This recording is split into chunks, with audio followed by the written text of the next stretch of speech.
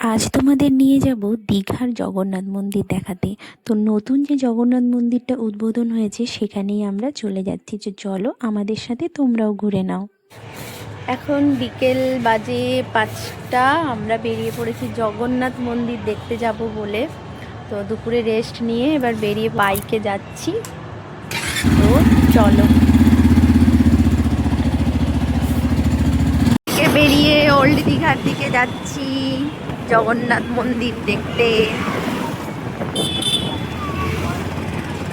এইদিকে জাহাজ বাড়ি রয়েছে।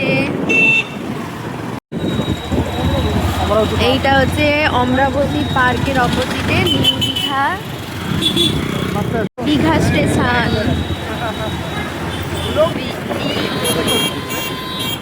অ্যান্ড এখন আমরা পৌঁছে গেছি জগন্নাথ মন্দিরে। এই ভিড়টা শুধু দেখো, জানি না তো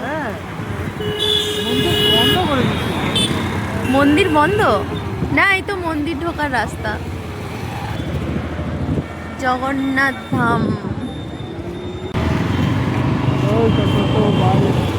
চৈতন্য দ্বার দিয়ে ঢুকেই বাম দিকের একটা রাস্তা চলে গেছে, ওখান দিয়ে ঢুকলেই গাড়ি পার্কিংয়ের জায়গা রয়েছে। তো ওখানে গাড়ি পার্ক করে আমরা এবার হেঁটে হেঁটে বাইক রেখে এখন জুতো রাখতে যাচ্ছি আমরা। এইটা হচ্ছে জুতো রাখার জায়গা। এবার আমরা লাইন দিয়ে যাচ্ছি। এদিকে কি জগন্নাথ ধাম ডালা আর্কেড। আমরা এগোচ্ছি মন্দিরের দিকে।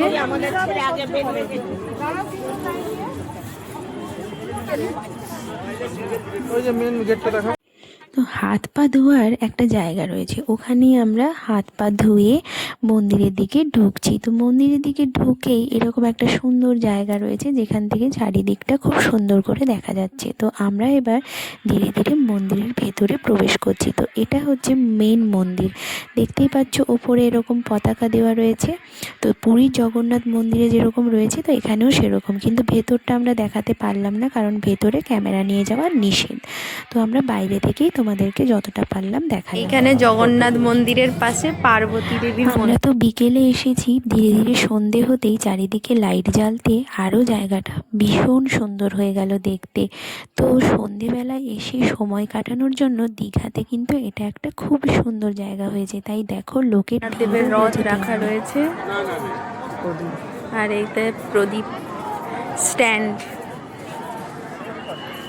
আর এই দিক দিয়ে আমরা বেরিয়ে যাব।